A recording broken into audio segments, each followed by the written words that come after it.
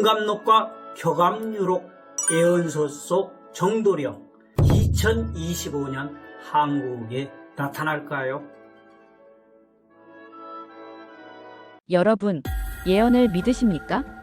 AI 시대인 지금도 사람들은 여전히 묻습니다. 누가 이 세상을 구할 것인가? 400년 전 조선 백성들도 같은 질문을 하셨습니다. 그들은 정도령이라는 이름으로 답을 찾았습니다. 구원자가 나타나 분단된 나라를 하나로 만든다는 예언. 그 예언서를 목숨 걸고 지킨 박명선 여사, 68세. 15년 만에 그분이 깨달은 것은 정도령은 하늘에서 오지 않습니다. 정도령은 바로 우리였습니다. 과연 그 의미는 무엇일까요?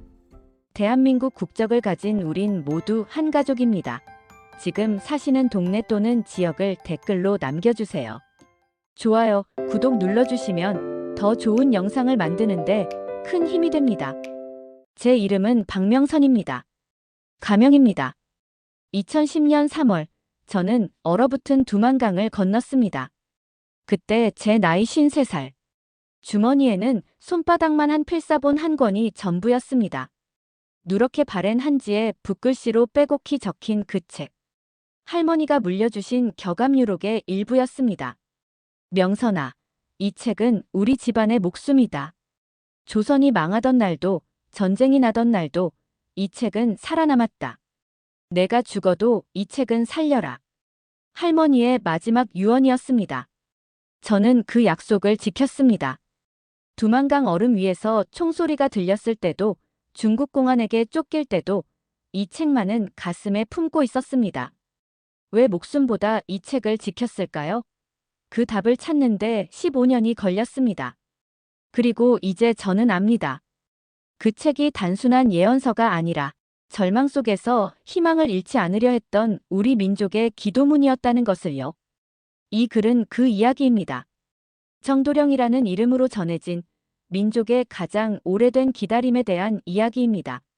하지만 동시에 15년 후 그 예언을 다시 돌아보는 한 사람의 성찰이기도 합니다. 저는 1957년 함경도의 작은 산골 마을에서 태어났습니다. 우리 집은 대대로 무속을 이어온 집안이었습니다. 증조 할머니도 어머니도 모두 만신이었습니다. 북한에서는 미신타파를 외쳤지만 깊은 산골에서는 여전히 사람들이 밤에 몰래 우리 집을 찾아왔습니다. 병든 아이를 업고 오는 어머니, 시집살이가 괴로워 찾아오는 며느리, 사업이 안 풀려 고민하는 남자들. 할머니는 그들을 절대 거절하지 않으셨습니다. 아무한테도 말하지 마라. 특히 당 간부들한테는. 구슬하면 반동이었습니다. 미신 행위로 잡히면 수용소로 가거나 탄광으로 추방되었습니다. 그럼에도 할머니는 굿을 멈추지 않으셨습니다. 명선아, 이건 미신이 아니다. 이건 우리 조상들이 물려준 지혜다. 사람 마음 깊은 곳에는 신이 있다. 그걸 부정하면 사람은 짐승이 되는 거다. 저는 어릴 때부터 할머니의 굿판을 지켜봤습니다. 장구 소리, 징소리, 할머니의 신들린 춤. 그 모든 게 끝나면 찾아온 사람들의 얼굴이 조금은 밝아졌습니다. 그게 신의 힘인지 마음의 위로인지는 모르겠습니다. 하지만 분명히 사람들은 위로받았습니다. 할머니 방 벽장 깊숙한 곳에는 낡은 보자기에 쌓인 책이 있었습니다.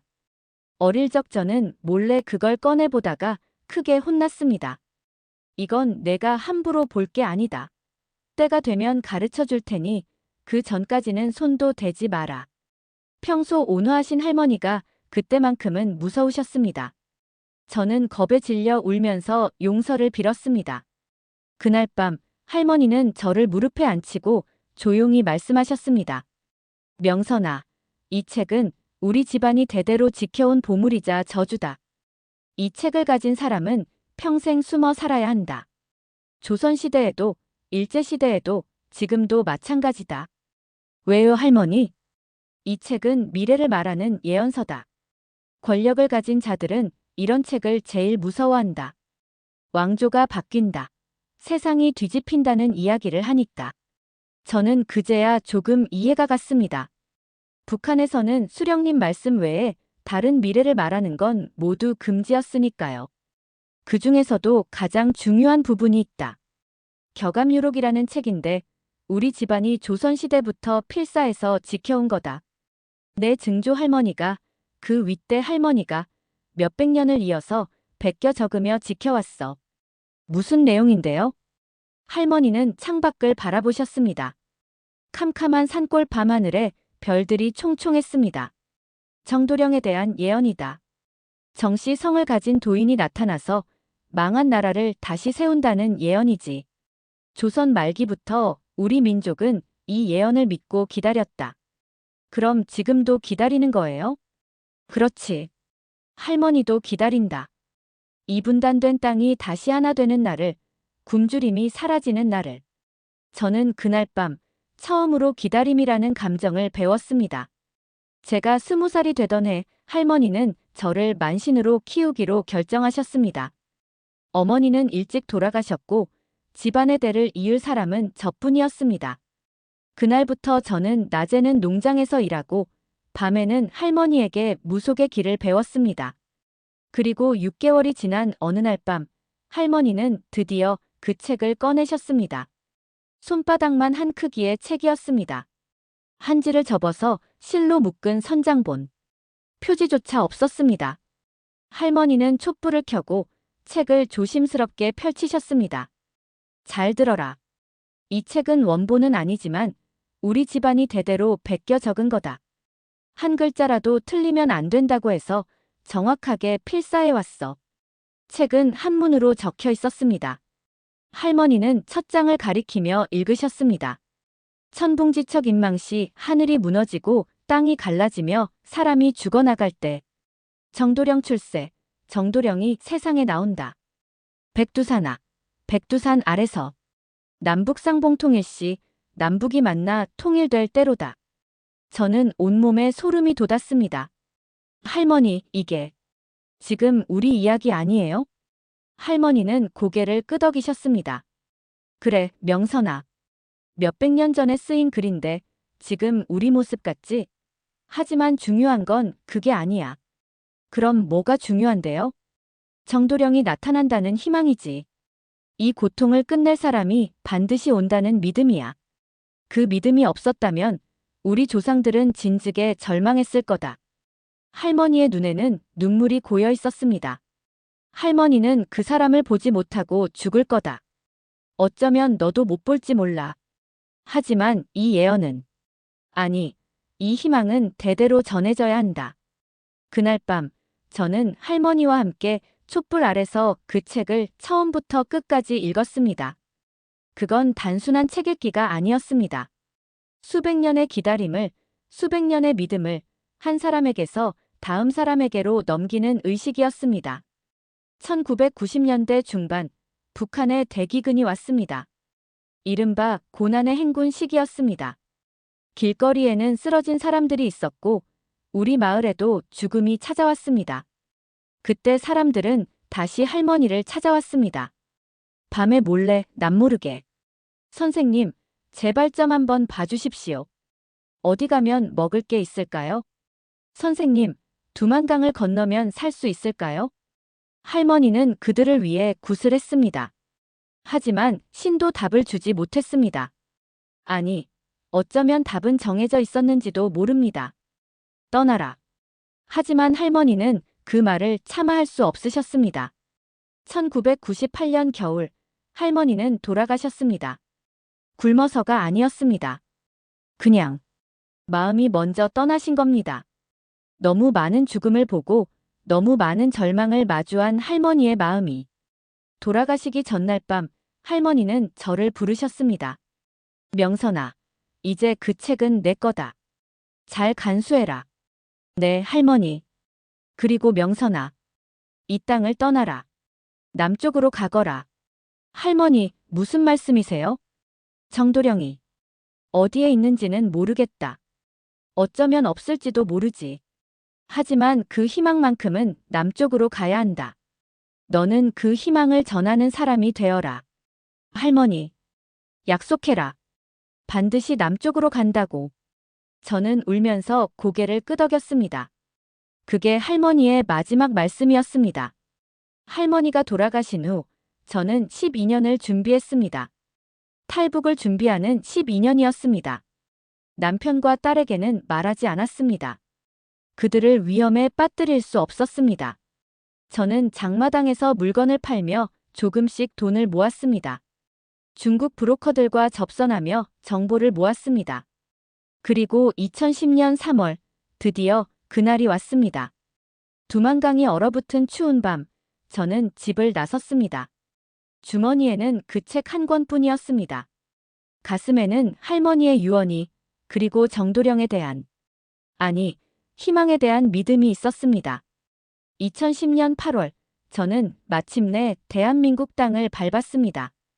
두만강을 건넌 지 5개월 만이었습니다. 중국에서의 도피, 라오스를 거쳐 태국까지의 긴 여정, 그리고 마침내 인천공항을 통한 입국. 비행기에서 내렸을 때 저는 울었습니다. 공항의 밝은 조명, 깨끗한 바닥, 그리고 무엇보다 사람들의 얼굴. 그들은 웃고 있었습니다. 굶주리지 않은 얼굴, 두려워하지 않는 얼굴들이었습니다. 내가 정말 살아남았구나. 하나원에서의 3개월은 혼란의 연속이었습니다. 나만의 문화, 언어, 시스템. 모든 게 낯설었습니다. 같은 말을 쓴다고 했지만 사실 전혀 다른 언어였습니다. 언니, ATM기 쓸 줄 아세요? 스마트폰 어플 깔아드릴까요? 이력서는 한글 프로그램으로 작성하셔야 해요. 저는 마치 다른 행성에 떨어진 것 같았습니다. 53살의 나이에 모든 걸 새로 배워야 했습니다. 하지만 저는 포기하지 않았습니다. 할머니가 지키라고 하신 그 책이 아직 제 가슴에 있었으니까요. 하나원을 나온 후 저는 서울 변두리의 작은 원룸에 정착했습니다. 정부 지원금으로 간신히 생활하며 낮에는 식당에서 설거지를 하고 밤에는 검정고시 공부를 했습니다. 그리고 어느 날 밤 저는 오랜만에 그 책을 꺼냈습니다. 두만강을 건널 때부터 지금까지 한 번도 펼쳐보지 않았던 책. 촛불 대신 형광등 아래에서 저는 다시 그 한문들을 읽었습니다. 그런데 이상했습니다. 북한에서 읽을 때는 그렇게 절박하고 신비롭게 느껴졌던 그 글자들이 남한에서 읽으니 달리 보였습니다. 하늘이 무너지고 땅이 갈라지며. 정말 하늘이 무너졌을까요? 아니면 우리가 그렇게 느꼈던 걸까요? 정도령이 나타난다. 정말 한 사람이 나타나서 모든 걸 해결해 줄까요? 아니면 우리가 그런 사람을 간절히 원했던 걸까요? 저는 처음으로 의문을 품기 시작했습니다. 2011년 봄, 저는 동네 도서관에서 우연히 한 권의 책을 발견했습니다. 한국의 예언서 연구라는 제목의 두꺼운 책이었습니다. 떨리는 손으로 책을 펼쳤습니다. 그 안에는 정감록, 격암유록, 그리고 정도령에 대한 상세한 연구가 있었습니다. 저는 숨을 죽이고 읽기 시작했습니다. 저자는 이렇게 썼습니다. 정도령 예언은 조선 후기 혼란기에 민중들 사이에서 널리 퍼진 구원자 신화다. 왕조가 쇠퇴하고 외세의 침략이 잦아지자 사람들은 새로운 지도자를 갈망했다. 정도령은 그 갈망이 만들어낸 집단적 희망의 상징이다. 특히 정씨 성을 가진 도인이라는 설정은 당시 집권층인 이씨 왕조에 대한 은유적 저항으로 해석된다. 백성들은 이씨가 아닌 정씨가 나라를 이끌 것이라 믿으며 현 체제에 대한 불만을 표현했다. 저는 책장을 넘기는 손이 떨렸습니다. 일제강점기에는 이 예언이 독립운동의 정신적 기반이 되기도 했다. 정도령이 나타나 외놈을 물리칠 것이라는 믿음은 절망적 상황에서 민족의 저항 의지를 유지하는 역할을 했다. 하지만 동시에 이 예언은 수많은 사이비 종교와 사기꾼들에게 악용되었다.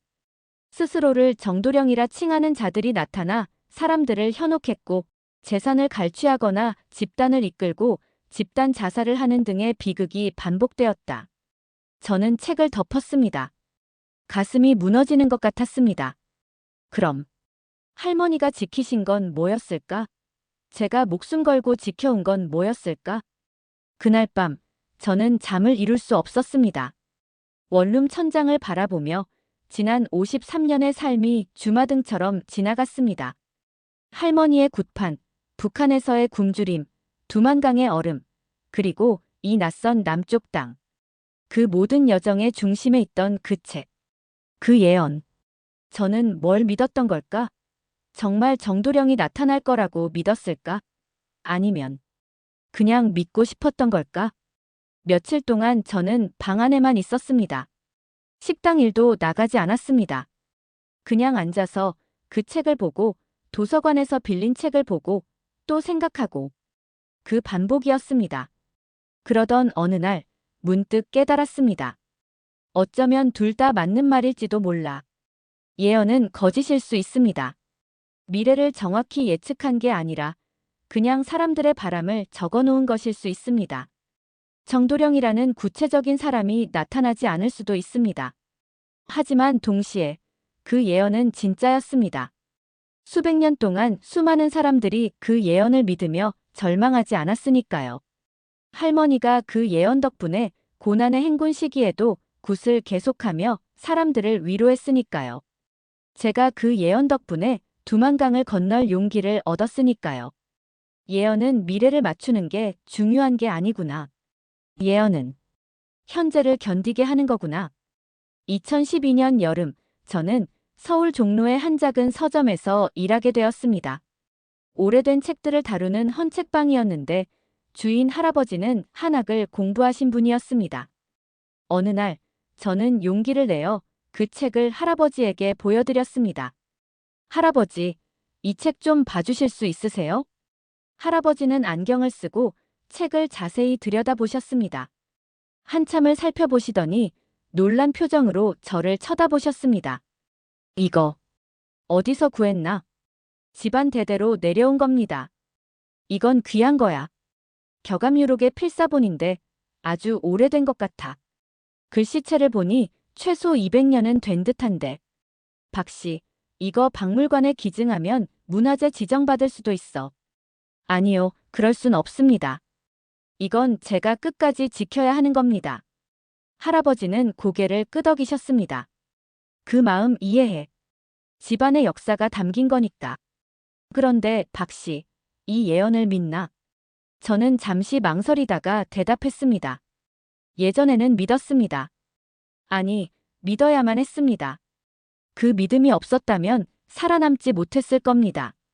하지만 지금은 잘 모르겠습니다. 그럼 됐어.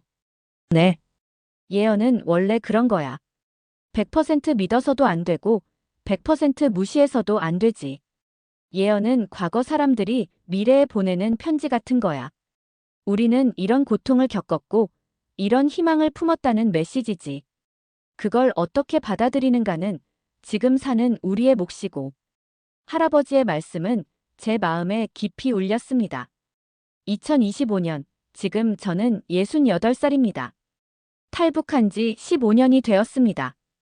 이제 저는 남한 사회에 꽤 적응했습니다. 스마트폰도 쓸 줄 알고 지하철도 혼자 탈 수 있습니다. 서점 일도 계속하고 있고요.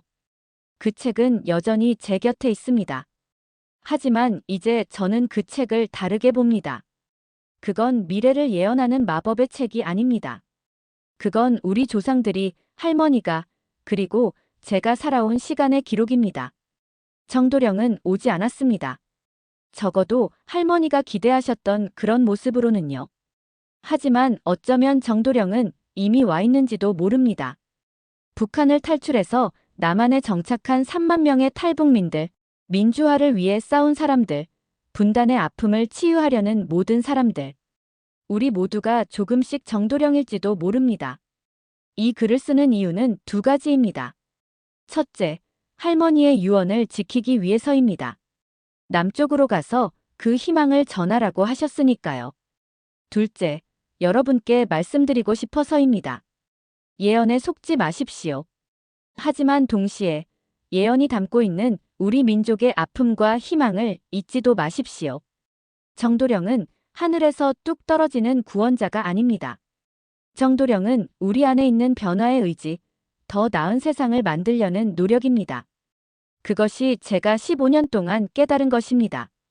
2013년 봄, 서점 할아버지는 제게 흥미로운 제안을 하셨습니다. 박 씨, 격암유록에 대해 제대로 공부해보지 않겠나?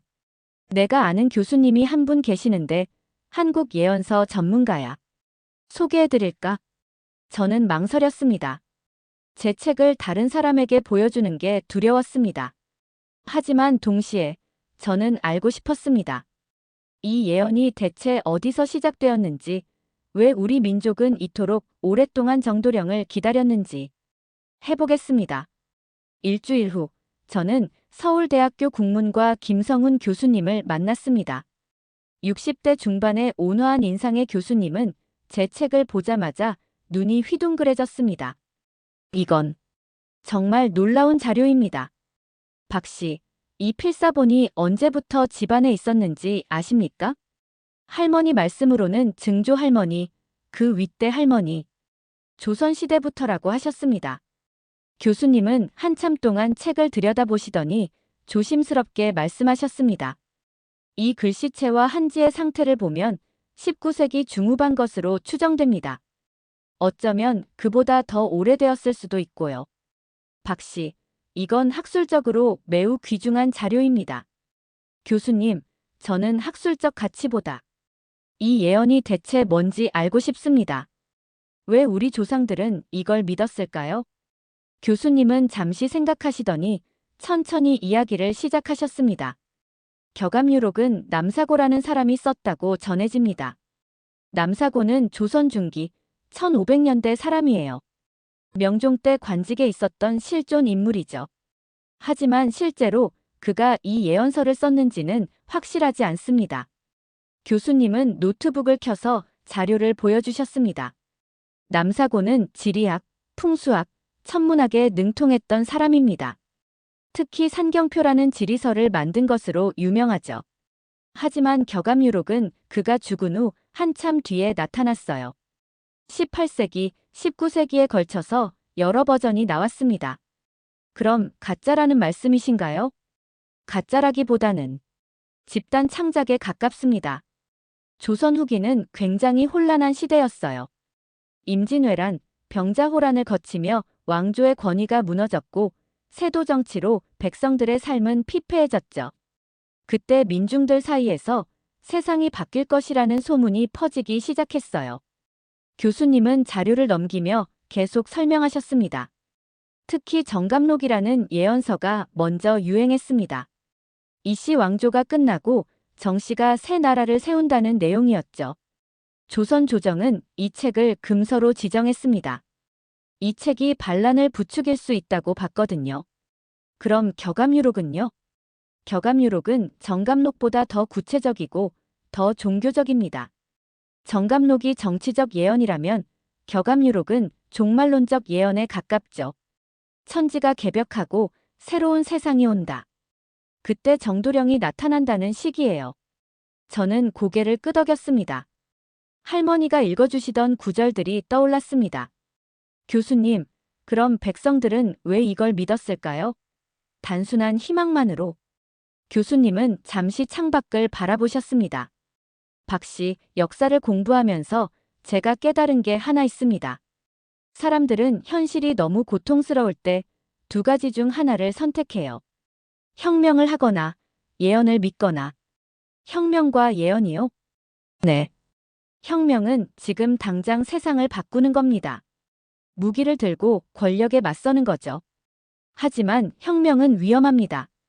실패하면 죽거든요. 그래서 많은 사람들은 예언을 선택합니다. 언젠가는 바뀔 것이라고 믿으며 현재를 견디는 거죠. 교수님의 말씀이 가슴에 와닿았습니다. 북한에서 할머니가 하신 일이 바로 그거였습니다. 혁명을 할 수 없었으니 예언을 믿으며 사람들을 위로하신 거였습니다. 다음 주 저는 다시 교수님을 찾아갔습니다. 이번에는 제가 질문 목록을 준비해 갔습니다. 교수님, 격암유록 외에 다른 중요한 예언서도 있나요? 교수님은 고개를 끄덕이며 새로운 자료를 펼쳤습니다. 있죠. 특히 중요한 게 해월유록입니다. 동학의 2대 교주 최시영, 그의 호가 해월이었는데 그가 남긴 가르침을 기록한 책이에요. 동학이요? 동학농민혁명 말씀이신가요? 맞습니다. 1894년 전봉준과 농민군이 일으킨 혁명, 그 정신적 기반이 바로 해월유록이에요. 교수님은 화면에 해월유록의 구절들을 띄우셨습니다. 시천주 조화정 영세불망 만사지. 하늘을 모시고 조화의 정기를 받아 영원히 잊지 말고 만사를 알리라. 이게 무슨 뜻인가요? 이게 동학의 핵심입니다. 사람이 곧 하늘이라는 거죠. 인내천. 모든 사람 안에 신성이 있다는 사상입니다. 교수님은 잠시 말을 멈추고 저를 바라보셨습니다. 박씨, 이게 왜 혁명적인지 아세요? 조선시대에는 왕만이 1000명을 받았다고 믿었어요. 하지만 최시영은 농민도 하늘이고 천민도 하늘이고 여자도 하늘이라고 선언한 겁니다. 이건 신분제 전체를 부정하는 거예요. 저는 소름이 돋았습니다. 그럼 동학 농민군들은? 네, 그들은 스스로를 구원자로 본 거예요. 격암유록처럼 정도령 한 사람을 기다린 게 아니라 자신들 모두가 정도령이 될 수 있다고 믿었죠. 교수님은 화이트보드에 표를 그리셨습니다. 이것이 바로 격암유록과 해월유록의 차이입니다. 격암유록은 정도령, 한 사람이 나타난다. 수동적 기다림. 신비주의적이며 왕조 교체 중심이죠. 하지만 해월유록은 모든 사람이 하늘이라고 말하고 있습니다. 능동적이며 실천적이고 사회 변혁을 중심으로 합니다. 보세요, 박씨.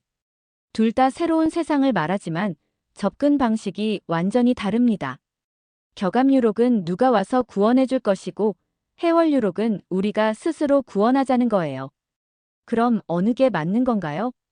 교수님은 미소 지으셨습니다. 둘 다 맞고 둘 다 필요합니다. 격암유록은 희망을 주고 해월유록은 행동하게 만들죠. 희망만 있고 행동이 없으면 환상이지만 행동만 있고 희망이 없으면 절망합니다. 며칠 후 교수님은 저를 전주로 데려가셨습니다. 동학혁명 기념관이 있는 곳이었습니다. 전시관을 돌아보며 저는 놀라웠습니다. 동학농민군의 4대 강령이 눈에 들어왔습니다. 동학농민군 4대 강령. 첫째, 사람을 죽이지 말고 물건을 파괴하지 말라. 둘째, 충효를 다하여 세상을 구하고 백성을 편안하게 하라. 셋째, 외적을 몰아내고 성도를 맑게 하라. 넷째, 군대를 이끌고 서울로 쳐들어가 권귀를 제거하라. 교수님, 이건 혁명 강령이잖아요. 맞아요. 하지만 동시에 예언의 실천이기도 해요. 해월유록에서 말한 새로운 세상을 만들기 위한 구체적 행동 지침이죠. 우리는 전봉준 장군의 초상화 앞에 섰습니다. 전봉준은 정도령이었을까요? 교수님은 고개를 저으셨습니다. 전봉준은 스스로를 정도령이라고 주장하지 않았어요. 하지만 수만 명의 농민들은 그를 따랐죠. 왜일까요? 그가 정도령이어서가 아니라 그가 정의로운 길을 걸었기 때문입니다. 정도령은 칭호가 아니라 행동입니다. 정의로운 길을 가는 사람, 그가 정도령이에요. 전주에서 돌아온 후 저는 오랜만에 할머니를 생각했습니다. 할머니는 격암유록을 지키셨습니다. 하지만 할머니가 하신 일은 해월유록에 가까웠습니다. 할머니는 사람들에게 정도령이 올 것이라고 말씀하셨지만 동시에 너희 안에 신이 있다고 말씀하셨습니다. 할머니는 예언을 전했지만 동시에 사람들이 스스로 일어서도록 도우셨습니다. 할머니는 두 예언을 합친 거였구나. 저는 어린 시절의 한 장면을 떠올렸습니다. 제가 10살쯤 되었을 때였습니다. 할머니의 굿판에 한 여자가 찾아왔습니다. 남편이 사고로 죽고 혼자 아이 셋을 키워야 하는 상황이었습니다. 선생님, 저는 어떻게 살아야 합니까? 신이시여, 제게 말씀해 주십시오. 할머니는 구슬했습니다. 장구를 치고 춤을 추고 신이 내린 것처럼 떨었습니다. 그리고 말씀하셨습니다. 신께서 말씀하시길, 너는 강한 사람이다. 내 안에 힘이 있다. 내 안에 하늘이 있다. 아이들을 잘 키울 것이다.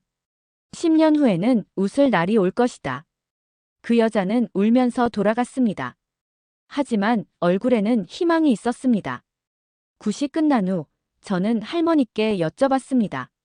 할머니, 정말 신이 그렇게 말씀하셨어요? 할머니는 저를 보며 씁쓸하게 웃으셨습니다. 명선아, 신이 뭔지 아니? 몰라요. 신은 사람 마음속에 있는 힘이다. 스스로를 믿는 힘, 내일을 살아갈 힘. 동학에서 말하는 시천주가 바로 그거야. 내가 하는 굿은 그 힘을 깨워주는 거야. 그럼 정도령도 마찬가지다. 정도령은 밖에서 오는 게 아니라 내 안에 있어. 내가 정의롭게 살면 너도 정도령이야. 이제야 저는 이해했습니다. 할머니는 격압유록을 지키셨지만 해월유록을 실천하셨던 겁니다. 2014년 여름, 저는 탈북민 커뮤니티 모임에 참석했습니다. 거기서 저는 놀라운 이야기를 들었습니다. 한 탈북민 남성이 말했습니다. 북한에 있을 때 저는 비밀리에 기독교 신자였습니다. 중국에서 넘어온 성경을 몰래 읽었죠. 성경에는 예수님이 다시 오신다는 예언이 있잖아요. 저는 그걸 믿으며 견뎠습니다. 다른 여성이 말했습니다. 저는 불교 신자였어요. 북한에는 불교 사찰이 거의 없지만 할머니가 미륵불 이야기를 해주셨어요. 미륵불이 오시면 모두가 행복해진다고요. 저는 그 이야기를 믿으며 살았어요. 또 다른 사람이 말했습니다. 저는 아무것도 안 믿었어요. 그냥 탈북해서 잘 살아보겠다는 생각만 했죠. 근데 여기 와서 보니까 믿음이 있던 사람들이 더 잘 적응하더라고요. 뭔가 버틸 힘이 있는 것 같았어요. 저는 그 말이 인상 깊었습니다. 예언은 믿음은 사람을 살게 하는 힘이었습니다. 하지만 모임이 끝나고 한 탈북민이 저에게 조용히 다가왔습니다. 명선 씨, 조심하세요. 여기 남한에도 이상한 종교 많아요. 탈북민들 노리는 사이비들이요. 당신이 특별한 사명을 받았다. 통일의 주역이다. 이런 말로 현혹해요. 네, 조심하겠습니다. 제 친구가 그런데 빠져서 전 재산 다 바쳤어요. 정도령이 나타났다고 그 사람 따라가면 통일이 된다고 믿었대요. 근데 교주가 사기꾼이었어요. 지금 감옥에 있어요. 저는 등골이 서늘해졌습니다. 예언은 양날의 검이었습니다. 사람을 살릴 수도 죽일 수도 있는 검. 그날 밤 저는 다시 제 책을 펼쳤습니다. 그리고 결심했습니다. 이 예언을 지키되 악용하지 않게 해야겠다. 격압유록의 희망과 해월유록의 실천, 둘 다 필요하다. 사람들에게 희망을 주되 맹신하게 하지 않아야겠다. 기다리게 하는 게 아니라 스스로 일어서게 해야겠다. 그것이 할머니의 진짜 유언이었을 겁니다. 2015년 가을, 저는 충격적인 뉴스를 접했습니다. 경기도의 한 종교단체에서 집단 폭행 사건이 발생했다는 보도였습니다. 교주는 스스로를 정도령이라 칭했고 신도들에게 재산을 바치게 하고 반항하는 이들을 감금하고 폭행했습니다. 뉴스를 보는데 가슴이 먹먹해졌습니다. 화면에 나온 피해자 중 한 명은 50대 여성 탈북민이었습니다. 그녀는 카메라 앞에서 울며 말했습니다. 저는 정말 믿었어요. 그 사람이 정도령이고 통일을 이룰 사람이라고요. 북한에 두고 온 가족을 다시 만날 수 있다고 했어요. 그래서 전 재산 8천만 원을 바쳤어요. 근데 다 거짓말이었어요. 저는 서점 할아버지께 물었습니다. 할아버지, 왜 이런 일이 계속 일어나는 걸까요? 21세기인데도요. 할아버지는 한숨을 쉬셨습니다. 명선 씨, 사람은 고통스러울수록 믿고 싶어 해요. 특히 탈북민들처럼 트라우마가 있는 사람들은 더 취약하죠. 사이비들은 그 약점을 정확히 노려요. 그럼 예언 자체가 나쁜 건가요? 아니, 예언 자체는 중립이에요. 문제는 그걸 이용하는 사람들이죠. 칼을 생각해봐요. 요리사의 손에 있으면 음식을 만들지만 강도의 손에 있으면 사람을 해치잖아요. 저는 제 책을 생각했습니다. 이 책도 누군가의 손에 들어가면 악용될 수 있을까? 그 생각에 두려움이 밀려왔습니다. 2016년 봄, 김성훈 교수님이 저를 한 모임에 초대하셨습니다. 종교 피해자 가족 모임이었습니다. 사이비 종교의 가족을 빼앗긴 사람들의 자조 모임이었습니다. 낡은 지역 문화센터 회의실에 20여 명이 모여 있었습니다. 나이도 직업도 다양했습니다. 하지만 모두의 얼굴에는 같은 고통이 새겨져 있었습니다. 한 40대 남성이 말했습니다. 제 어머니가 3년 전에 천상천하교라는 곳에 들어가셨어요. 교주가 정도령이라고 주장했대요. 어머니는 집을 팔고 그쪽으로 가셨어요. 지금 연락도 안 돼요. 60대 여성이 눈물을 흘리며 말했습니다. 제 딸이 셋이 대교회에 빠졌어요. 거기 목사가 자기는 정도령의 사도라고 했대요. 딸은 직장도 그만두고 교회에서 살아요. 결혼도 안 하고. 제 손주를 볼 수나 있을까요? 30대 여성이 분노에 찬 목소리로 말했습니다. 제 남편이 천지개벽회에 빠졌어요. 거기서는 2020년에 세상이 끝나고 정도령이 새 세상을 연다고 했대요. 남편은 빚까지 내서 헌금했어요. 지금 우리 집은 파산 직전이에요. 한 사람 한 사람의 이야기를 들으며 저는 가슴이 찢어지는 것 같았습니다. 모두 정도령이라는 이름을 앞세운 사기였습니다. 모임이 끝난 후 한 여성이 저에게 다가왔습니다. 혹시 탈북민이세요? 네, 그렇습니다. 저도 그래요. 10년 전에 왔어요. 제 언니가 남한에 먼저 와 있었는데 어느 종교에 빠졌어요.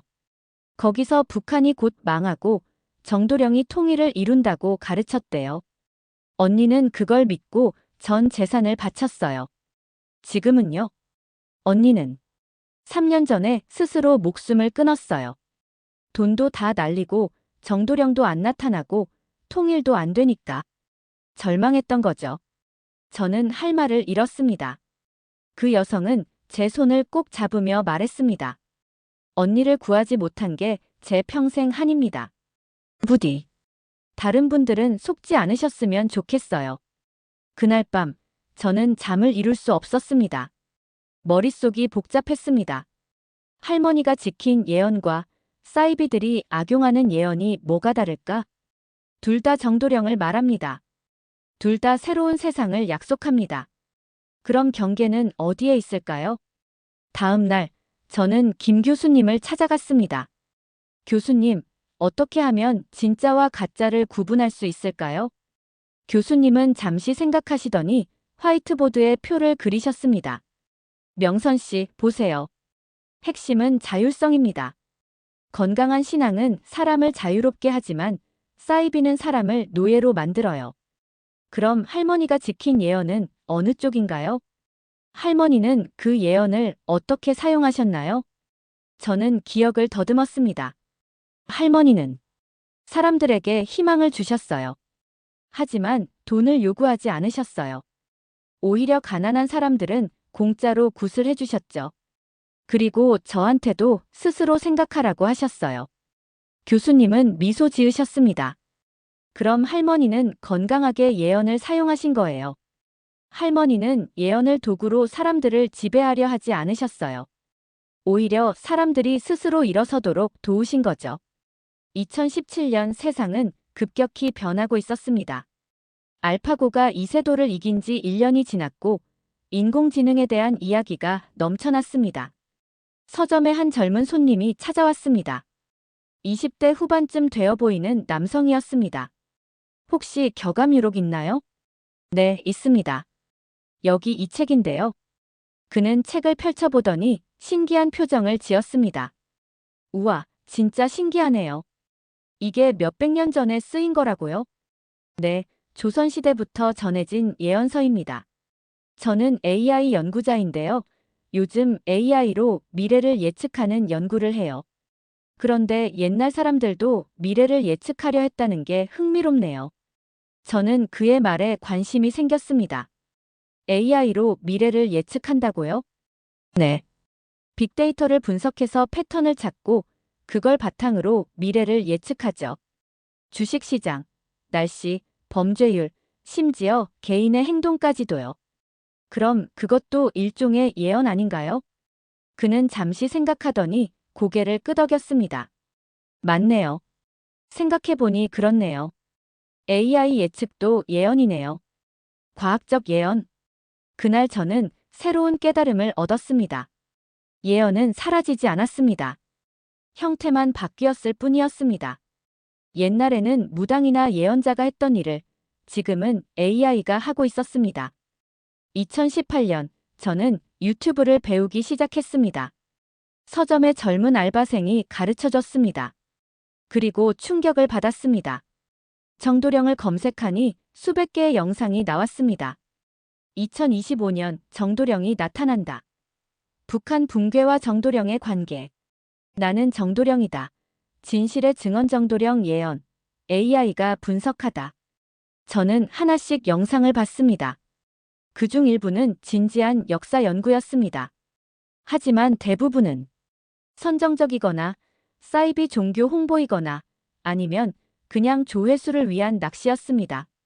한 영상에서는 중년 남성이 카메라 앞에서 진지하게 말했습니다. 여러분, 저는 정도령입니다. 하늘이 제게 사명을 주셨습니다. 2025년에 큰 변화가 올 것입니다. 저를 따르시면 구원받을 것입니다. 후원 계좌는 설명란에. 다른 영상에서는 젊은 유튜버가 웃으며 말했습니다. 정도령. 키읔키읔키읔 그거 완전 사기잖아요. 21세기에 그걸 믿는 사람이 있어요? 국뽕 좀 그만 먹으세요. 현실을 봅시다. 또 다른 영상에서는 중년 여성이 눈물을 흘리며 말했습니다. 저는 정도령 사이비의 10년을 빼앗겼습니다. 제 이야기를 들어주세요. 더 이상의 피해자가 나오지 않기를 바랍니다. 저는 혼란스러웠습니다. 진지한 연구, 사기, 조롱, 경고. 모든 게 뒤섞여 있었습니다. 2019년 여름, 탈북민 커뮤니티에서 긴급 모임이 열렸습니다. 또다시 탈북민들을 노린 사이비 종교 사건이 발생했기 때문입니다. 새천년교회라는 곳이었습니다. 교주는 자신이 정도령의 사도라고 주장했고 2020년에 북한이 망하고 통일이 온다고 예언했습니다. 수십 명의 탈북민들이 전 재산을 바쳤습니다. 모임에서 탈북민 목회자가 말했습니다. 여러분, 제발 조심하십시오. 우리 탈북민들은 트라우마가 있습니다. 북한에 두고 온 가족, 적응의 어려움, 정체성의 혼란. 사이비들은 바로 그 약점을 노립니다. 특히 정도령, 통일, 북한 붕괴 같은 단어를 조심하세요. 이런 단어로 우리를 유혹합니다. 당신은 특별한 사명이 있다. 당신이 통일의 주역이다. 이런 말에 속지 마십시오. 한 탈북민 여성이 손을 들었습니다. 그럼 우리는 아무것도 믿으면 안 되나요?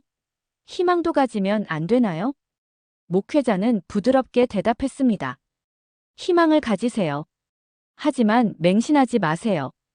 특정 사람에게 의존하지 마세요. 진짜 희망은 우리 안에 있습니다. 서로 돕고 스스로 일어서는 것. 그게 진짜 희망입니다. 저는 그 말에 깊이 공감했습니다. 할머니가 하셨던 말씀과 같았습니다. 모임이 끝난 후 저는 용기를 내어 앞으로 나갔습니다. 제가 한 말씀 드려도 될까요? 네, 말씀하세요. 저는 북한에서 격압유록을 물려받아 왔습니다. 정도령 예언이 담긴 책이죠.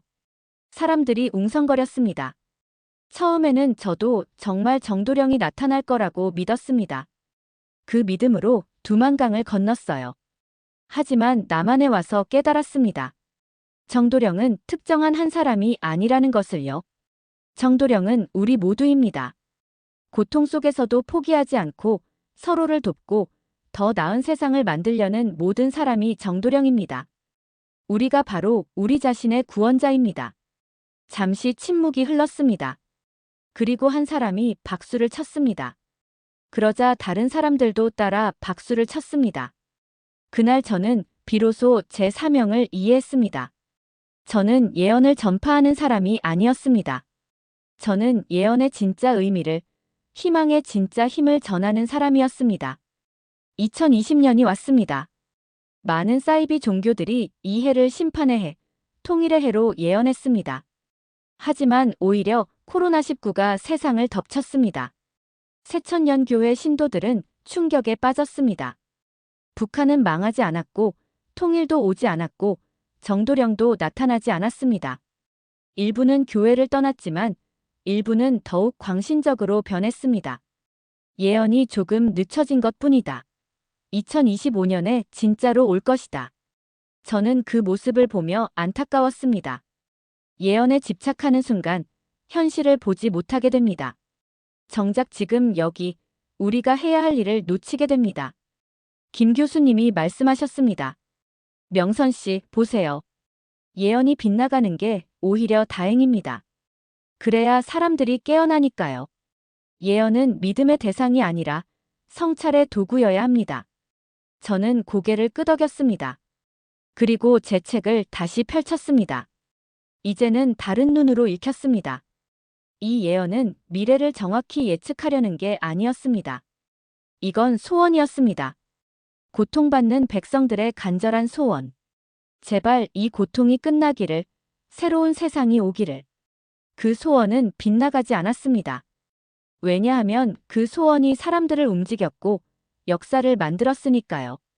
비록 정도령이라는 특정 인물이 나타나지는 않았지만 수많은 사람들이 각자의 자리에서 세상을 조금씩 바꿨습니다. 그게 예언의 진짜 힘이었습니다. 2021년 봄, 김 교수님은 제게 특별한 프로젝트를 제안하셨습니다. 명선 씨, 격암유록의 상징들을 하나씩 해석해보는 건 어떨까요? 학술적으로도 의미 있고 명선 씨에게도 더 깊은 이해가 될 것 같아서요. 저는 흔쾌히 동의했습니다.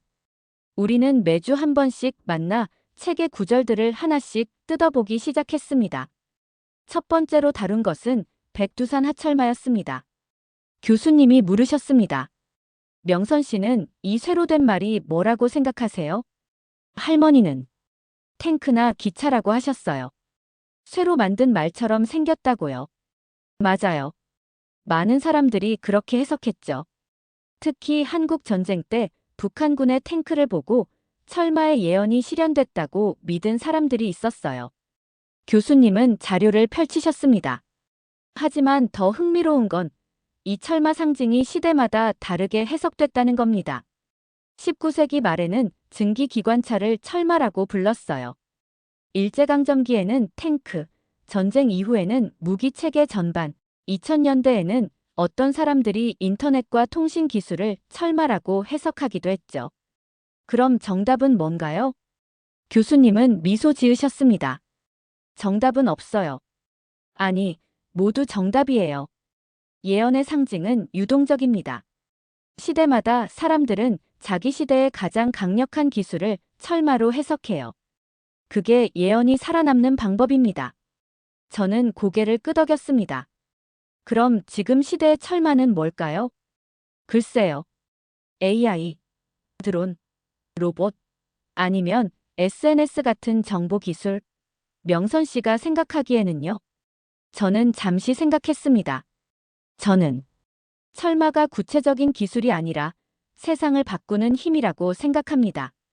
그게 뭐든 간에 세상을 근본적으로 바꾸는 힘이요. 교수님은 박수를 치셨습니다. 정확해요. 바로 그겁니다. 예언의 상징은 문자 그대로가 아니라 그것이 가리키는 본질을 봐야 해요. 다음 주에 우리는 남북 상봉통일시를 다뤘습니다. 이건 명확해 보이지 않나요? 남북이 만나서 통일된다는 뜻 아닌가요?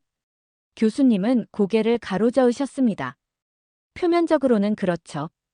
하지만 질문을 해봅시다. 통일이란 뭘까요? 남한과 북한이 하나의 나라가 되는 거죠. 정치적 통일만을 말하는 걸까요?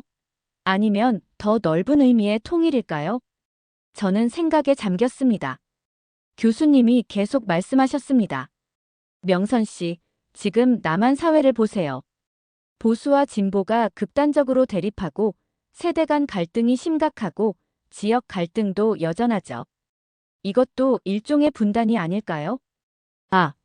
남북을 문자 그대로 남한과 북한으로만 볼 수도 있지만 더 넓게는 대립하는 모든 것으로 볼 수도 있어요. 빈부, 세대, 성별, 이념. 우리 사회의 모든 분단선이요. 저는 깊은 감명을 받았습니다. 그럼 통일도 단순히 정치적 통합이 아니라. 맞아요. 진짜 통일은 마음의 통일, 이해의 통일, 상생의 통일입니다. 물리적 국경이 사라져도 마음의 장벽이 남아있다면 그건 진짜 통일이 아니에요. 저는 북한에서의 기억을 떠올렸습니다. 같은 북한 사람들끼리도 성분에 따라, 지역에 따라, 직업에 따라 나뉘어 있었습니다. 남한에 와서도 마찬가지였습니다. 탈북민과 남한 주민 사이에 보이지 않는 벽, 경제적 계층 간의 꼴, 세대 간의 단절. 교수님, 그럼 예언이 말하는 통일은 언제 오는 걸까요? 그건 우리에게 달려 있습니다. 북한 정권이 무너지는 날이 아니라 우리가 서로를 이해하고 받아들이는 날이 진짜 통일의 날일 겁니다. 몇 주 후, 우리는 천지개벽을 분석했습니다. 천지개벽이라. 할머니는 이걸 큰 재앙이라고 하셨어요. 전쟁이나 자연재해 같은 거요. 교수님은 자료를 펼치셨습니다. 많은 사람들이 그렇게 해석했죠. 특히 종말론적 사이비 종교들은 이 구절을 공포 마케팅에 활용했어요. 곧 세상이 끝난다. 큰 재앙이 온다. 이런 식으로요. 하지만 원래 개벽의 의미는 뭘까요? 새로운 시작이요? 맞아요. 개벽은 열릴개, 나눌 벽. 하늘과 땅이 나뉘어 새로운 세계가 시작된다는 뜻이에요. 파괴가 아니라 창조입니다. 교수님은 화이트보드에 그림을 그리셨습니다. 동학에서는 후천 개벽을 말했어요. 선천시대, 즉 억압과 불평등의 시대가 끝나고 후천시대, 즉 평등과 해방의 시대가 온다는 거죠. 이건 물리적 파괴가 아니라 사회적 변혁을 의미합니다. 저는 코로나19 팬데믹을 떠올렸습니다.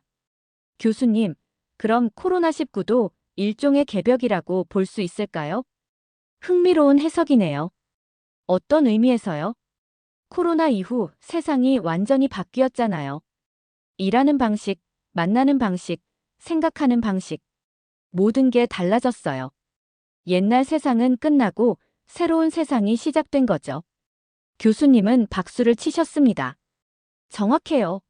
개벽은 언제나 일어나고 있어요. 산업혁명도 개벽이었고, 정보혁명도 개벽이었고, AI 혁명도 개벽입니다. 인류는 끊임없이 개벽을 겪으며 진화해요. 그럼 예언이 말하는 개벽은 미래의 한 시점이 아니라 바로 지금, 이 순간에도 일어나고 있는 변화입니다.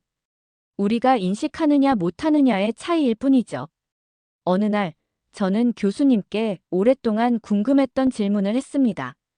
교수님, 왜 하필 정씨일까요? 이씨 왕조. 다음에 정씨가 나라를 세운다는 게 뭔가 특별한 이유가 있나요? 교수님은 웃으셨습니다. 좋은 질문이에요. 여러 해석이 있어요. 첫 번째, 교수님은 한자를 적으셨습니다. 정. 이 글자를 보세요. 고을읍과 꿋꿋할 정이 합쳐진 글자예요. 바른 나라, 정의로운 나라를 상징한다고 볼 수 있죠. 반면 이는 나무목과 아들 자의 결합이에요. 나무에 매달린 자식, 즉 열매를 뜻하죠. 이씨 왕조는 자연스러운 계승이었지만 이제는 정의로 세워지는 새로운 나라가 온다는 상징적 의미가 있어요. 저는 감탄했습니다. 두 번째 해석은 더 정치적입니다. 조선시대의 정씨 가문은 왕족은 아니지만 양반 사대부 중에서도 명문가가 많았어요. 정몽주, 정도전, 정약용. 기억나시죠? 네, 역사책에서 봤어요. 정씨는 권력의 주변부에서 나라를 걱정하는 선비의 상징이었어요. 반면 이씨는 권력의 중심이었죠. 그래서 이씨에서 정씨로는 권력자가 바뀐다는 게 아니라 권력의 구조 자체가 바뀐다는 의미일 수 있어요. 교수님은 세 번째 손가락을 펼쳤습니다. 마지막 해석은 더 급진적입니다. 어떤 학자들은 정씨가 특정 성씨가 아니라 정의로운 사람을 뜻한다고 봐요. 즉, 정도령은 정의로운 길을 가는 사람이라는 뜻이죠. 그럼 정씨 성을 가진 특정 인물이 아니라 누구든 정의롭게 살면 그 사람이 정도령이 될 수 있다는 거예요. 저는 전율이 잃었습니다. 그 해석이 가장 마음에 와닿았습니다. 2022년 여름 교수님은 저를 전주로 데려가셨습니다. 동학의 본산, 최재우가 태어난 곳이었습니다. 우리는 동학혁명 기념관을 둘러봤습니다. 전시된 자료들을 보며 저는 놀라운 사실을 발견했습니다. 교수님, 동학에서도 비슷한 예언을 했네요. 네, 최재우의 용담유사를 보세요. 시천주 조화정 영세불망 만사지. 하느님을 모시고 조화의 정기를 받아 영원히 잊지 말고 만사를 이루라는 뜻이죠. 그리고 최시영은 후천 개벽을 말했어요. 선천시대의 억압이 끝나고 후천시대의 평등이 온다고요. 이건 격암유록의 개벽 사상과 정확히 일치합니다. 저는 전시물을 하나하나 들여다봤습니다. 교수님, 그럼 동학혁명도 일종의 정도령 운동이었나요? 그렇게 볼 수 있죠. 전봉준과 농민군은 새로운 세상을 꿈꿨어요. 탐과 놀이를 없애고 백성이 주인 되는 세상을 만들려고 했죠. 비록 실패했지만 그 정신은 3.1운동으로, 4.19 혁명으로, 5.18 광주로, 6월 항쟁으로 이어졌어요. 그럼 정도령은 바로 그 민중의 저항 정신, 변혁의 의지입니다. 특정 개인이 아니라 역사의 흐름 자체죠. 전주 한옥마을을 걸으며 저는 생각에 잠겼습니다. 할머니가 지킨 예언, 제가 목숨 걸고 가져온 예언은 단순한 미신이 아니었습니다. 그건 우리 민족의 저항의 역사, 희망의 역사였습니다. 2023년 봄, 김 교수님은 학술대회에서 발표를 하셨습니다. 주제는 21세기 격암유록 읽기 예언에서 철학으로였습니다. 저도 청중으로 참석했습니다. 교수님의 발표는 충격적이었습니다. 격암유록을 예언서가 아니라 철학서로 읽을 수 있습니다. 이 책은 미래를 예측하는 게 아니라 어떻게 살아야 하는가를 말하는 책이에요. 천지개벽은 외부에서 오는 사건이 아니라 우리 의식의 변화입니다. 정도령은 기다리는 존재가 아니라 우리 스스로 되어야 하는 존재입니다. 남북통일은 정치적 사건이 아니라 분열된 우리 사회의 치유입니다. 이렇게 읽으면 격암유록은 고대의 유물이 아니라 지금도 유효한 삶의 지혜가 됩니다. 발표가 끝난 후 한 젊은 학자가 질문했습니다. 그렇게 해석하면 예언의 본래 의미를 왜곡하는 게 아닌가요? 교수님은 부드럽게 답하셨습니다. 왜곡이 아니라 진화입니다. 모든 고전은 시대에 따라 다시 읽혀요. 논어도 성경도 코란도 마찬가지죠. 문자에 갇히는 순간 고전은 죽습니다. 하지만 새롭게 해석하면 고전은 다시 살아나요. 저는 박수를 쳤습니다. 교수님의 말씀이 정확했습니다. 그날 밤 저는 오랜만에 제 책을 펼쳤습니다. 그리고 노트에 제 나름의 해석을 적기 시작했습니다. 세상이 무너지고 사람들이 절망할 때 정의로운 길을 가는 사람들이 나타난다. 가장 강력한 기술과 힘이 나타날 것이다. 그것을 어떻게 쓰느냐가 중요하다. 분열된 모든 것이 만나고 화해하는 때가 온다. 그것은 우리가 만드는 미래다. 낡은 세상이 끝나고 새로운 세상이 시작된다.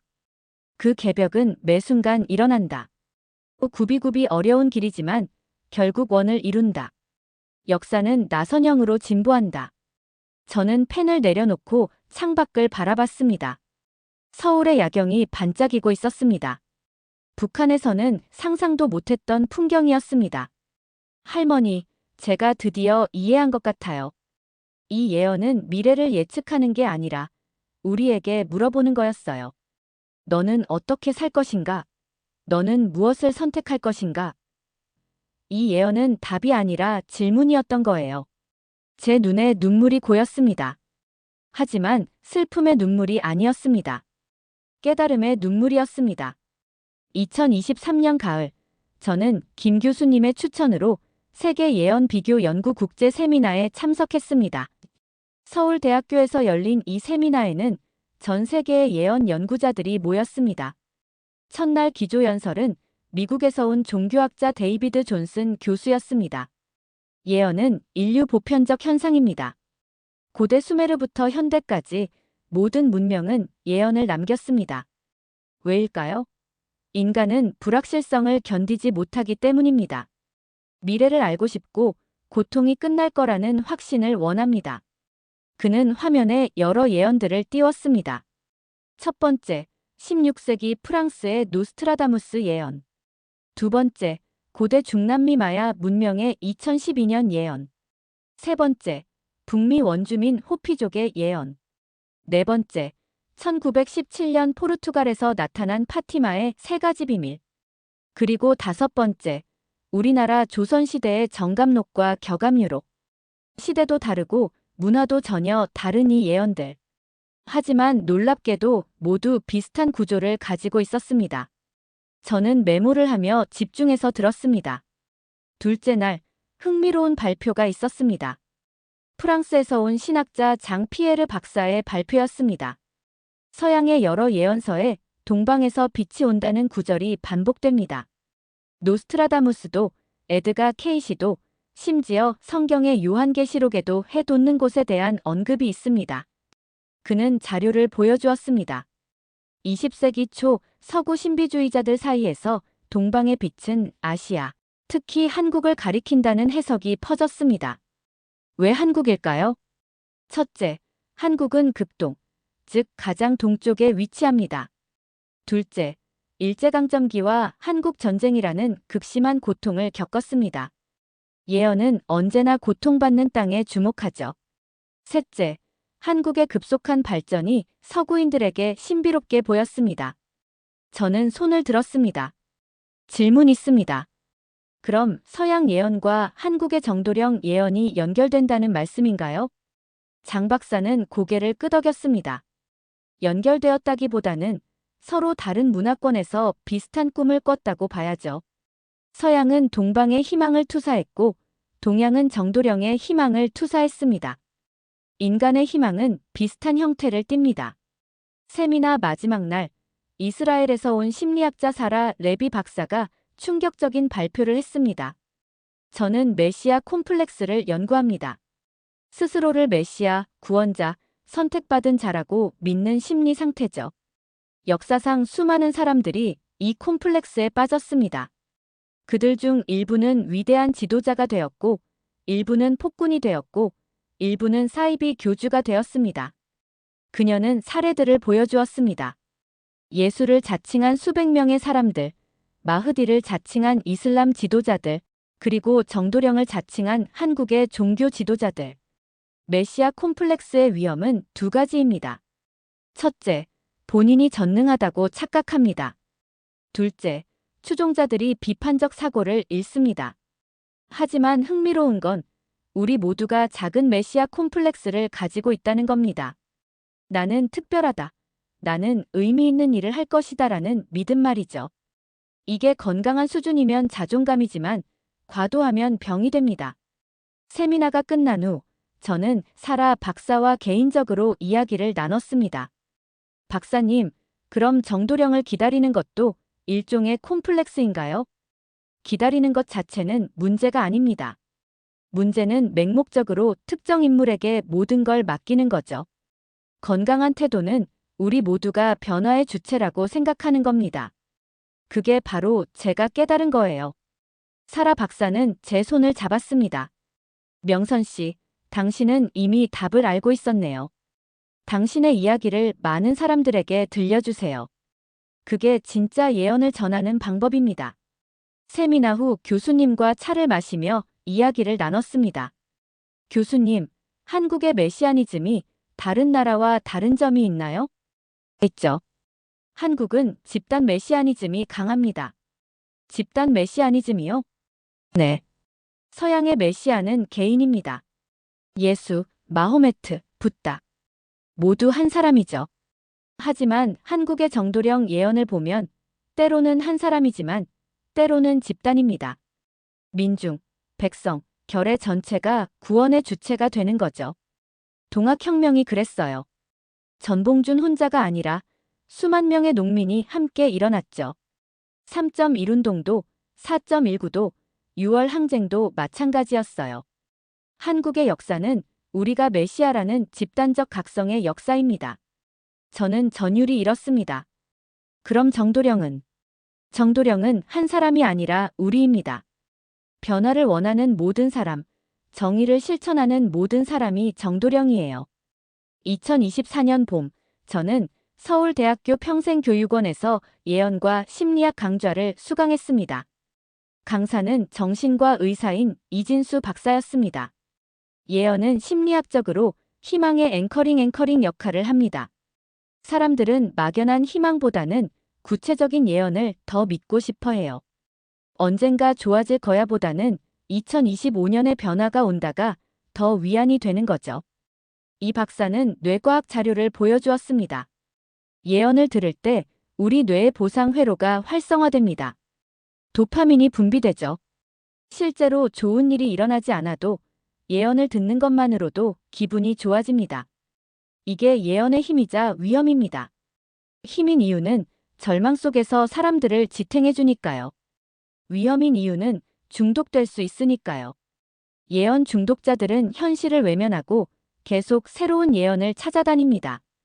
저는 손을 들었습니다.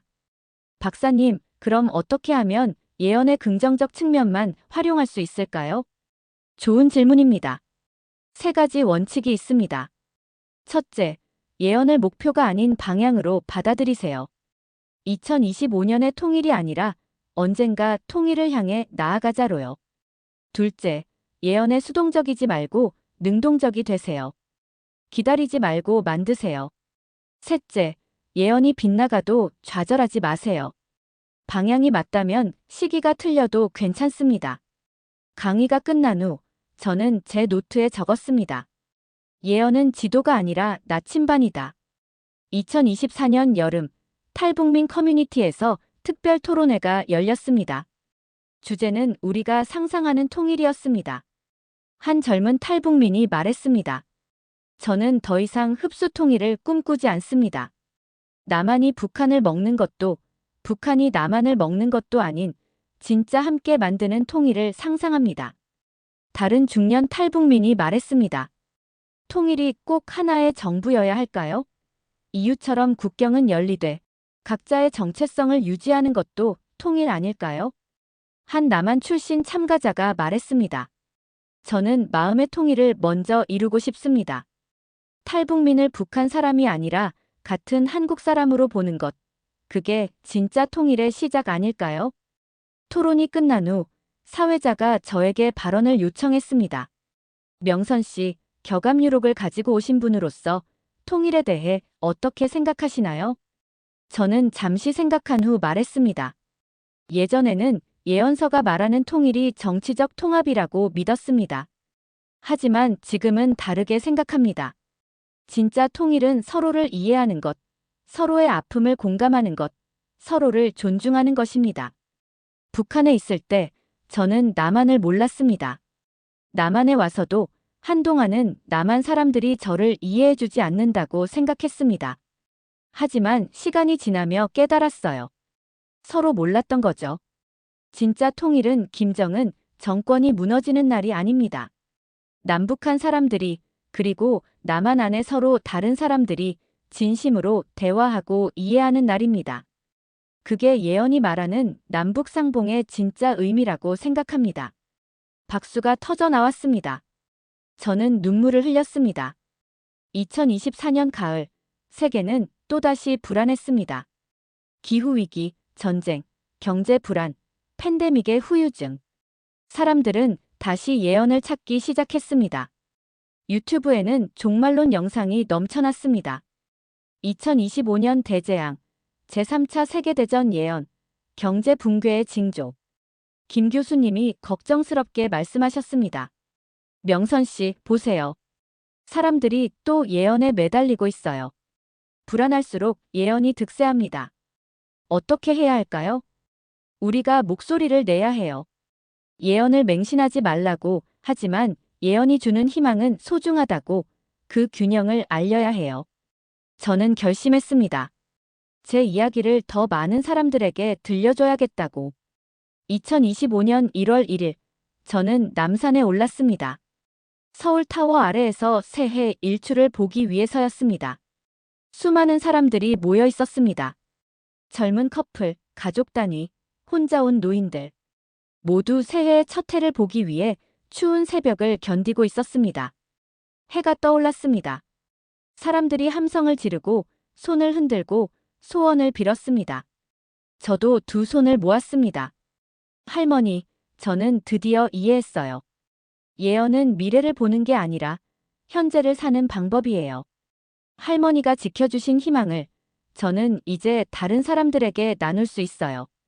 김 교수님의 추천으로 저는 탈북민 지원센터에서 강연을 시작했습니다. 안녕하세요. 저는 박명선입니다.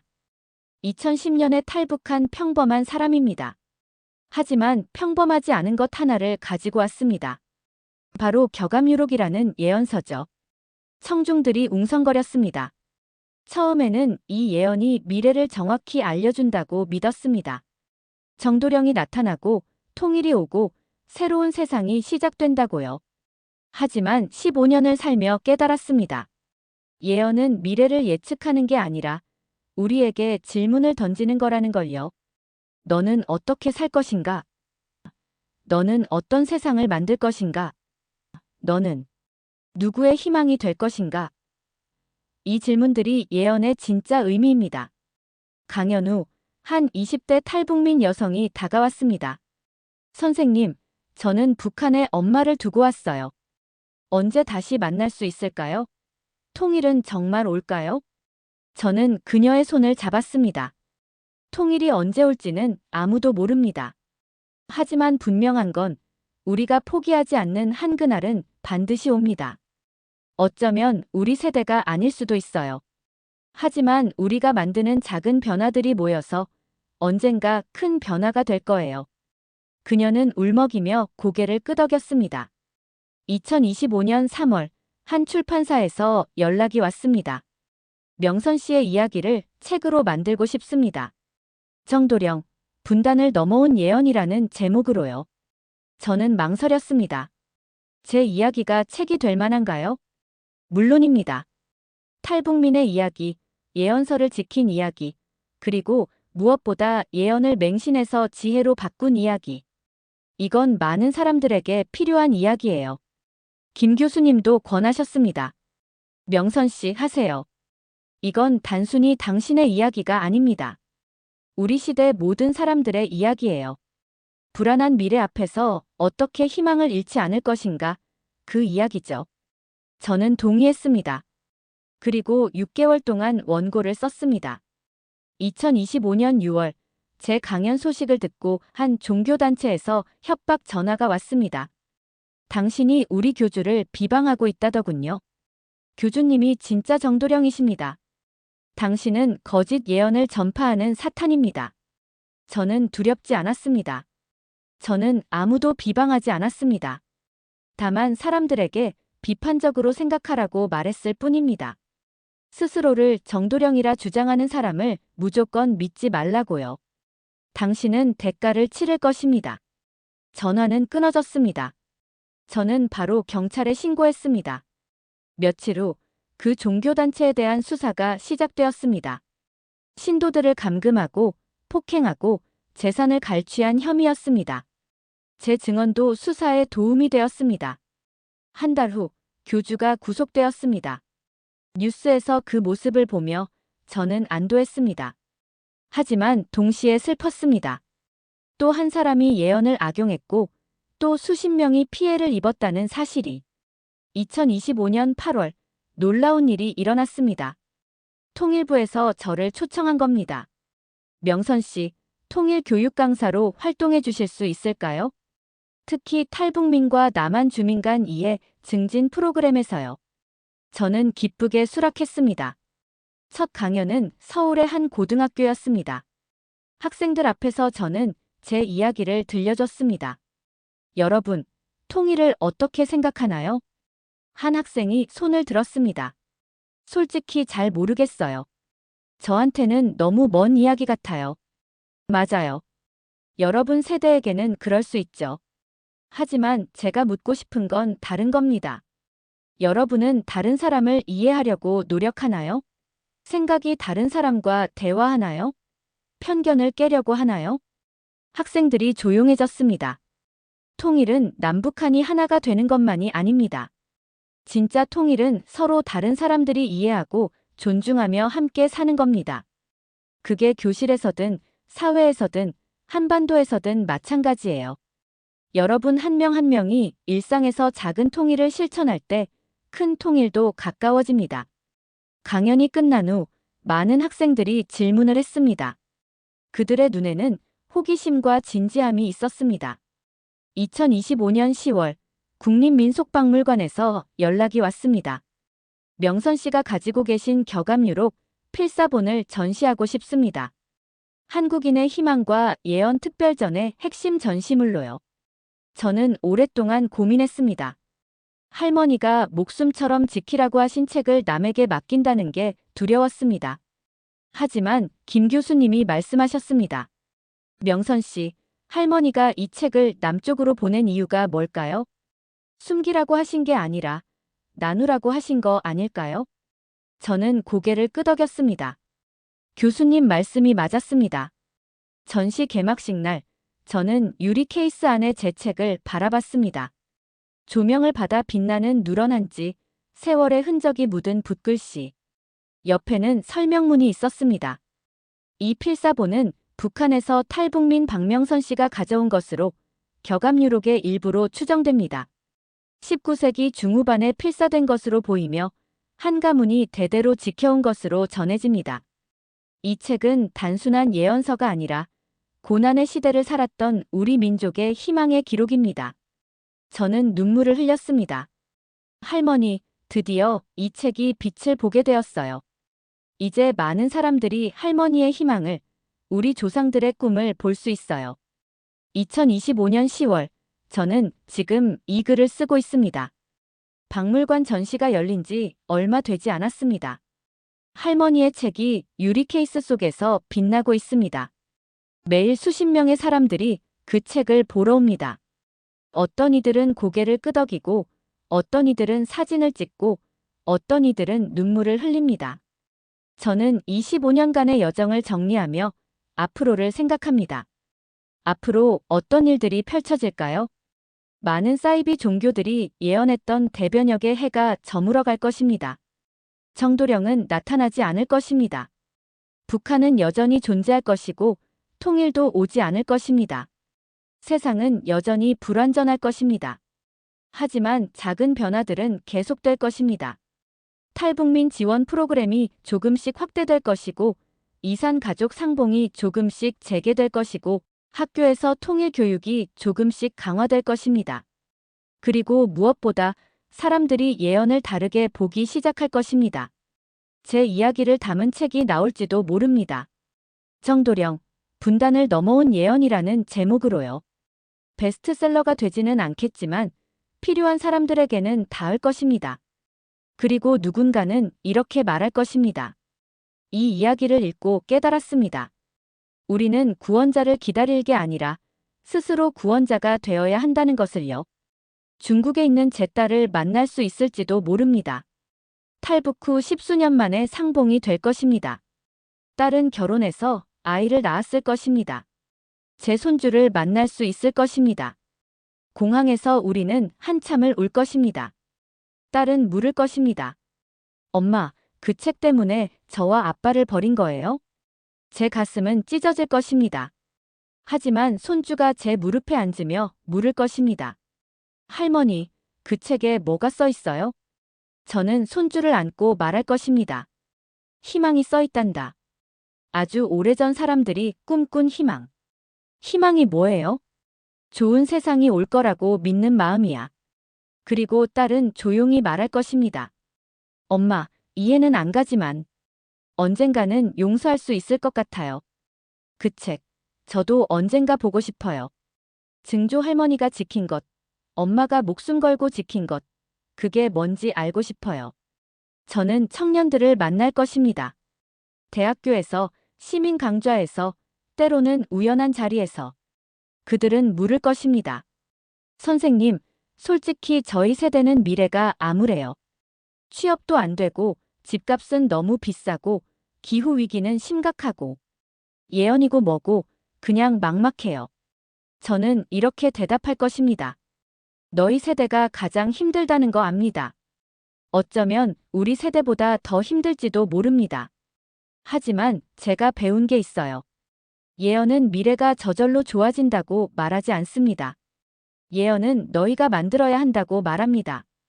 정도령은 하늘에서 뚝 떨어지는 구원자가 아닙니다. 정도령은 바로 너희입니다. 불의를 보고 분노하는 너희, 불평등을 보고 문제를 제기하는 너희, 기후위기에 맞서 행동하는 너희. 너희가 바로 이 시대의 정도령입니다. 그러면 누군가는 눈물을 흘리며 물을 것입니다. 하지만 우리는 너무 약해요. 우리가 뭘 바꿀 수 있겠어요? 혼자는 약합니다. 하지만 함께면 강합니다. 우리 할머니가 하신 말씀입니다. 한 사람의 큰 영웅보다 수많은 평범한 사람들의 작은 행동이 세상을 바꿉니다. 북한에서 변화의 조짐이 들려올 것입니다. 어쩌면 시장 경제가 확대되고 있다는 소식일 수도 있습니다. 어쩌면 다른 형태의 변화일 수도 있습니다. 탈북민 커뮤니티는 술렁일 것입니다. 이게 변화의 시작일까요? 아직 섣부르게 기대하지 맙시다. 하지만 저는 조심스럽게 희망을 품을 것입니다. 극적인 변화는 아니더라도 조금씩 북한 사회가 열리고 있다는 것을요. 김 교수님은 말씀하실 것입니다. 명선 씨, 변화는 극적으로 오지 않습니다. 어느 날 갑자기 정도령이 나타나서 모든 걸 바꾸는 게 아닙니다. 변화는 누적됩니다. 작은 변화들이 쌓이고 쌓여서 어느 순간 임계점을 넘으면 그때 큰 변화가 오는 겁니다. 인공지능 연구자들이 예언을 분석하는 날이 올 것입니다. 그들은 발견할 것입니다. 모든 예언의 공통점을.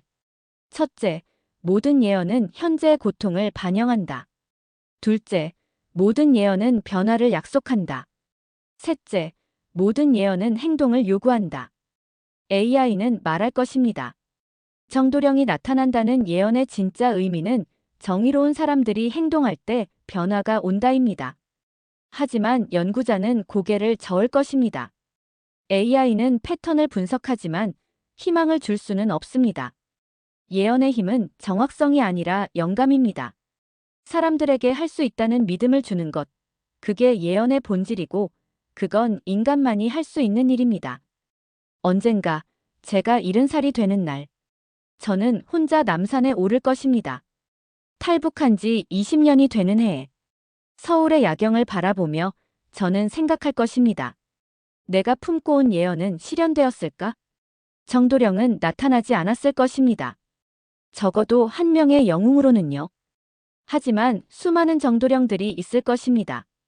민주화를 이룬 사람들, 인권을 위해 싸운 사람들, 탈북민을 도운 사람들, 학생들을 가르친 선생님들, 환자를 치료한 의사들.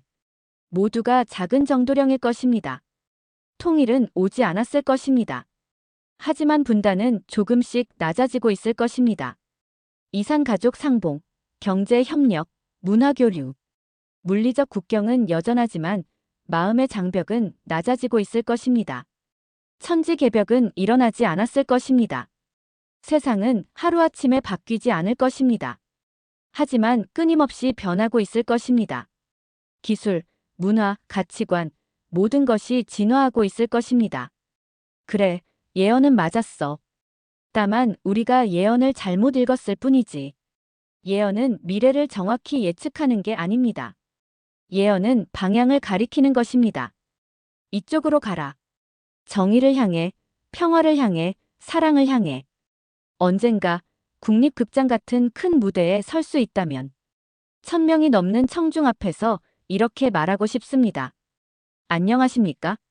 저는 박명선입니다. 북한에서 온 평범한 사람입니다. 수십 년 전 저는 한 권의 책을 가슴에 품고 두만강을 건넜습니다. 그 책에는 정도령이라는 구원자가 나타나 세상을 바꿀 거라는 예언이 있었습니다. 저는 그 예언을 믿었습니다. 아니, 믿어야만 했습니다. 그 믿음이 없었다면 강을 건널 용기가 나지 않았을 테니까요. 하지만 남한에 와서 깨달았습니다. 예언은 거짓말이 아니었지만 제가 예언을 잘못 이해했다는 것을요. 그리고 청중을 둘러보며 말할 것입니다. 정도령은 한 사람이 아닙니다. 정도령은 우리 모두입니다. 불의를 보고 침묵하지 않는 사람, 어려운 이웃을 돕는 사람, 더 나은 세상을 꿈꾸는 사람, 우리 모두가 정도령입니다. 통일은 하루아침에 오지 않습니다. 하지만 우리가 서로를 이해하려 노력할 때, 편견을 깨려 할 때, 대화를 시도할 때, 통일은 한 걸음씩 가까워집니다. 천지개벽은 극적인 사건이 아닙니다. 천지개벽은 우리의 의식이 깨어나는 것입니다. 낡은 생각을 버리고 새로운 가능성을 받아들이는 것입니다. 마지막 말을 천천히 할 것입니다. 저는 이제 압니다. 예언은 미래를 맞추는 게 중요한 게 아니라는 것을요. 예언은 우리에게 희망을 주고 방향을 가리키고 행동하게 만드는 것입니다.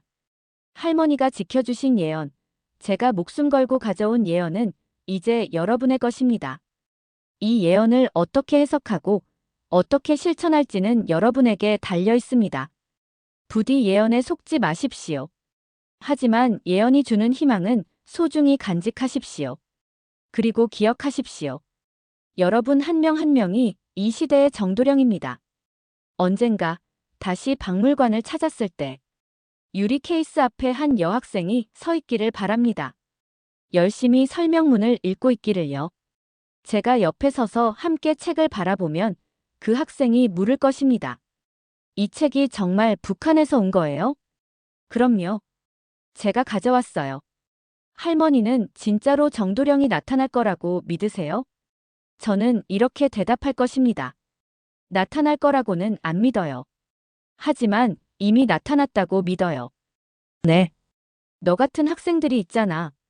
과거를 배우고 현재를 고민하고 미래를 꿈꾸는. 너희가 바로 정도령이야. 그러면 그 학생은 물을 것입니다. 저도 할머니처럼 뭔가 의미 있는 일을 하고 싶어요. 근데 뭘 해야 할지 모르겠어요. 작은 것부터 시작해. 옆 사람에게 친절하게 대하기, 불의를 보면 외면하지 않기, 다른 사람 이야기 경청하기. 그런 작은 것들이 모여서 세상을 바꿔. 그것만으로도 충분한가요? 충분해. 세상은 영웅 한 명이 아니라 선한 사람 수천 명이 바꾸는 거야. 그 학생이 고개를 끄덕이며 가는 뒷모습을 보며 저는 생각할 것입니다. 할머니, 보셨어요? 예언이 전해지고 있어요. 책의 형태가 아니라 마음의 형태로요. 이 이야기는 여기서 일단 멈춥니다. 하지만 예언은 끝나지 않았습니다. 예언은 계속됩니다. 여러분의 마음 속에서, 여러분의 행동 속에서. 저는 2025년 10월, 지금 이 글을 쓰며 생각합니다. 정도령은 과거에도 있었고, 현재에도 있고, 미래에도 있을 것입니다. 왜냐하면 정도령은 특정 인물이 아니라 정의를 향한 인간의 의지이기 때문입니다. 통일은 언제 올까요? 아무도 모릅니다. 어쩌면 우리 세대에는 오지 않을지도 모릅니다. 하지만 확실한 건 우리가 포기하지 않는 한그날은 반드시 온다는 것입니다. 천지개벽은 이미 일어나고 있습니다.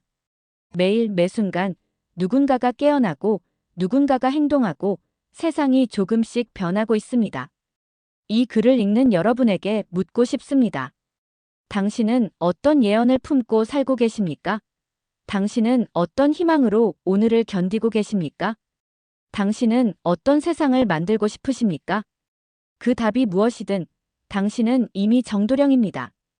왜냐하면 당신은 질문하고 고민하고 꿈꾸기 때문입니다. 예언에 속지 마십시오. 하지만 예언이 주는 희망은 소중히 간직하십시오. 예언을 맹신하지 마십시오.